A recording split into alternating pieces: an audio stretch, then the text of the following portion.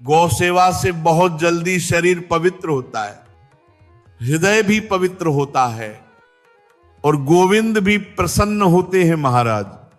यदि गाय घर में पाली जाए, गौशाला खोली जाए और गौओं की सेवा की जाए, जिनके पास अर्थ है, भाव है, तो भगवान स्वयं श्री कृष्ण चंद्र जी ने जैसी गौ सेवा स्वीकार की, वैसे ही आपकी भी सेवा स्वीकार हो जाती है।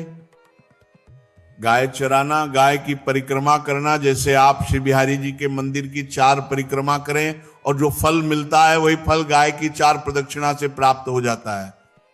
गाय की प्रदक्षिणा से ही गांव प्रदक्षिणा कार्या वंदनिया का फल मिल जाता है। जो रोज गाय को प्रणाम करता है और प्रदक्षिणा करता है, उसे भगवत प्रदक्षिणा का फल प्राप्त होता है महाराज। यदि घर में गाय बंधी है और वह भूखी प्यासी है, तो आपके सारे पुण्य नष्ट हो जाते हैं। यह शास्त्र का वचन है। गाय के गोबर से जिस स्थान को लेपा जाए, वहां जिस देवता का आवाहन किया जाए, वही देवता आकर विराजमान हो जाते हैं। जहां गाय विराजमान रहती है, जहां गौशाला है, वह बड़ा पवित्र तीर्थ माना जाता है। अपवित्र भूमि में भी यदि गाय के गोबर का लेप कर दिया जाए तो वह परम पवित्र हो जाती है। जहां गाय बैठती है, जहां मूत्र त्याग करती है, गोबर त्याग करती है, वह स्थान तीर्थ तुल्य हो जाता है। कितना भी बड़ा पापी क्यों न हो, यदि उसे पंचगव्य पिलाया जाए तो वह वैदिक मंत्र स्वीकार करने योग्य हो जाता है।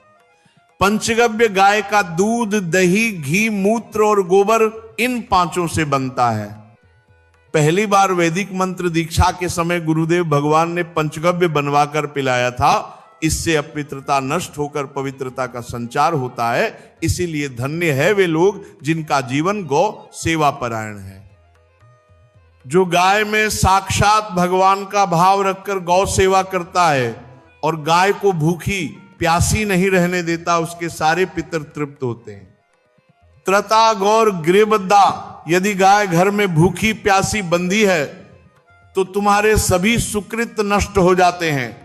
शास्त्र कहता है, यदि गाय हरी हरी घास चर रही हो और तुमने उस पर डंडा या लाठी का प्रहार किया, तो तुम्हारे पितर खोपड़ी के बल नरक में गिरने के लिए तैयार हो जाते हैं। प्रतिदिन अपने भोजन में से पहले गाय के लिए ग्रास निकालना चाहिए। पहले रोटी, पहला निवाला गाय के लिए। यही गृहस्थ धर्म है, यह शास्त्र आज्ञा है। जो अपने आहार में से एक रोटी निकालकर गाय को दे देता है और स्वयं चाहे 3 रोटी खा ले पर गाय को पहले देता है, उसकी दुर्गति नहीं होती। उसके अंदर भाव बढ़ता चला जाता है और भगवान की भक्ति दृढ़ होती जाती है। जो नित्य गौ सेवा करता है, उसके पितर नाच उठते हैं। हमारे वंश में गौ सेवक पैदा हुआ, ऐसे भाव उनके हृदय में आते हैं, क्योंकि वे जानते हैं कि ये गौ सेवा ही उन्हें भी तार देगी। सच्ची गौ सेवा वही है जिसमें गाय खुश रहे, दूध दे या न दे, सेवा समान हो। गाय दूध दे रही है तब तो लोग हाथ फेरते हैं, लेकिन जब दूध देना बंद कर देती है तो उसी गाय को बाहर खोल देते हैं और वह प्लास्टिक खा रही होती है। ये गौ सेवा नहीं, ये तो स्वार्थ है महाराज। गौ सेवा का अर्थ है गाय खुश रहे, स्वस्थ रहे, तृप्त रहे, उसका बछड़ा तृप्त रहे। दूध तो प्रसाद रूप में है। गाय पर हाथ फेरना, उसे नहलाना, उसके शरीर से कीट मच्छर हटाना, यह सेवा है। जो व्यक्ति ऐसा करता है उसे परम पद की प्राप्ति निश्चित है। जो गौ सेवा का धन स्वयं पर खर्च कर लेता है, वह पाप का भागी होता है। सेवा का धन केवल गाय के लिए है, उसके भोजन, उसके उपचार, उसके रहने के लिए है। मूर्ख मनुष्य जो गाय को मारता है, डंडा चलाता है, इंजेक्शन ठोकता है, शास्त्र कहता है, ऐसे मनुष्य को धर्मराज पहले नरक में ले जाकर उसके हाथ काटने का दंड देते हैं, क्योंकि उन हाथों से गाय को मारा था। जो रोज गौ ग्रास निकालता है, उसे अग्निहोत्र का फल मिलता है, पितरों की तृप्ति प्राप्त होती है, और देवताओं की पूजा का फल भी मिलता है।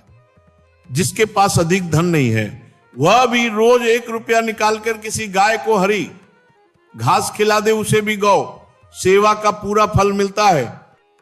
और महाराज, जो व्यक्ति गाय की पीठ पर हाथ फेरता है उसके पितरों का मंगल होना शुरू हो जाता है। इसलिए गौ सेवा केवल दूध के लोभ से नहीं होनी चाहिए। यह भगवान की सेवा है, भगवान का स्वरूप है, श्री कृष्ण का हृदय है।